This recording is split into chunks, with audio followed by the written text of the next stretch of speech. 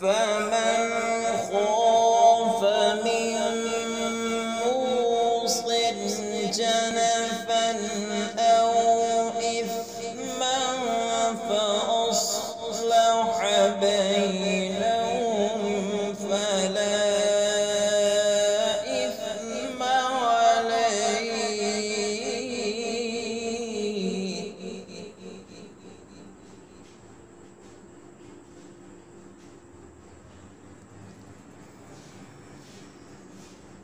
فمن خاف من موص جنفا أو إثما فأصلح بينهم فلا